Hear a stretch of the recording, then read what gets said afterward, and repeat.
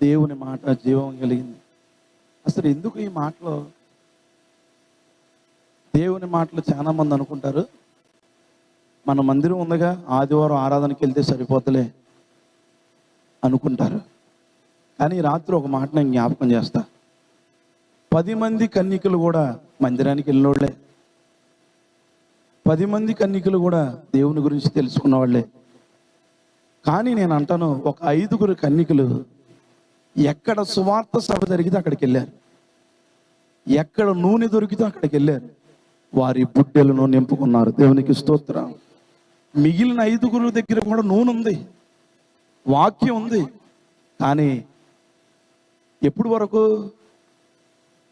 కొంతవరకే. పెండ్లి కుమారుడు ఆలస్యమయ్యాడంట. పెండ్లి కుమారుడు ఆలస్యమైతే అందరితో పాటు ఈ 10 మంది కూడా నిద్రపోయారు. ఇదిగో ఒక గొప్ప కేక వినపడింది. ప్లాట్ఫామ్ మీద రైలు వస్తుంది, మీరందరూ సిద్ధంగా అండి, పెండ్లి కుమారుడు వస్తున్నాడు. కొంత లేట్ అయింది, ఇప్పుడు ట్రైన్ రాకడని రైలు బండి వస్తుంది అనగాని ఎవరి డ్యూటీలు ఆడు పట్టుకున్నారంట. కానీ ఈ 5గురు బుద్ధి లేని వాళ్ళు ఉన్నారే, ఈ 5గురు డ్యూటీలు మిటుకుమంట. పోసుకోవడానికి వాక్యం అనే నూనె లేదు. అప్పుడు అడుక్కోవడం మొదలు పెట్టారు, కొంచెం ఎవరా అని. వాళ్ళు అంటున్నారు, ఇది మీకు మాకు సరిపోదు, మాకు మాత్రమే సరిపోద్ది. మీకు కావాలంటే ఇప్పుడు వెళ్ళి కొనుక్కోండి. కొనుక్కొని వచ్చేదాకా రాకడనే రైలు బండి ఉంటుందా? పెండ్లి కుమారుడు నీ కొరకు ఉంటాడా? ఉండడు. అప్పుడు వాళ్ళు ప్రయాసపడ్డారు అక్కడికే. ఇదిగో దగ్గరలో ఏదో మందిరం ఉంటే వెళ్ళారు, ఒక అరగంట వాక్యం విన్నారు, ఆ వాక్యాన్ని మూట కట్టుకున్నారు, వచ్చారు. వచ్చేసరికి పెండ్లి కుమారుడు తలిపేసి అంటాడు, మీరెవరో నాకు తెలియదు.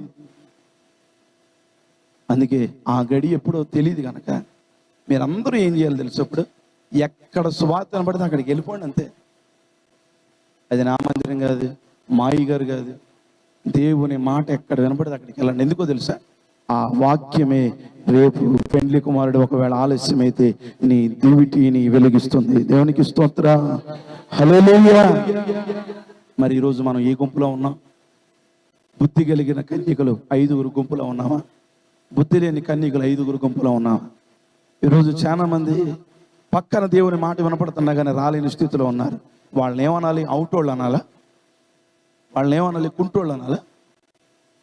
నేను అన్నగాని నా దేవుడు చూస్తూ ఉన్నాడు. ఈ విలువ వాళ్ళ తెలియదు. మీకు ఈ విలువ ఎప్పుడు తెలుస్తుందో తెలుసా?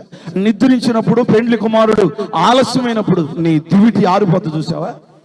అప్పుడు తెలుస్తుంది, అబ్బా ఆ రోజున అక్కడికి వెళ్ళి ఈ నూనె పోసుకుని ఉంటే, ఈ వాక్యం ఉంటే ఈరోజు ఈ 5గురితో పాటు నేను వెళ్ళేదానిగా, ఈ 5గురితో పాటు నేను ఉండేదానిగా అనే ఆలోచన అప్పుడు వస్తుంది. అప్పుడు ఏమవుతుంది తెలుసా? సువార్త దొరకదు, కొట్లన్నీ మూయబడి ఉంటాయి, బంధు ప్రకటిస్తారు. నువ్వు ఎక్కడికి వెళ్ళి సువార్త విందామన్న దొరకదు. ఈరోజు విస్తారమైన సువార్త పంచబడుతుంది, ఎక్కడికి వెళ్ళినా సువార్త దొరుకుతుంది. ఒక దైవజనుడు చెప్తా, 2024 సంవత్సరం చివరి దినాల్లో వాక్యం కరువైపోతుందంట. అలాంటి రోజులు రాబోతున్నాయంట. వాక్యము కరువయ్యే రోజులు వస్తుంది.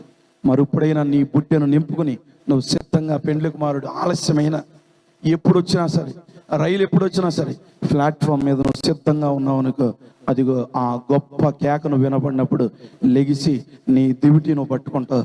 ఒకవేళ నీ దివిటి ఆరిపోతుంటే వాక్యం అనే నూనె నీ దగ్గర ఎప్పుడు సిద్ధంగా ఉంటుంది. దేవునికి స్తోత్రం. ఎప్పుడో తెలుసా? నువ్వు ఎక్కడ సువార్త వినపడితే అక్కడికి వెళ్ళాలి. చాలా మంది పక్క బజార్లో కూడికి జరిగితే వెళ్ళలేరు. అదే వాళ్ళు పెళ్లికి పిల్లలు వెళ్ళి కడుపు నిండా తిని వస్తాం. కూడికి జరిగితే వెళ్ళండి. దేవుడు ఓపిక ఇచ్చినంత వరకు, పాట ఉన్నంత వరకు, ప్రాణం ఉన్నంత వరకు, ఎక్కడ ఏ సభ జరిగినా, ఏ మాట వినపడినా కానీ మీ బుడ్డెలో నూనె నింపుకోండి. దేవునికి స్తోత్రం, హల్లెలూయా.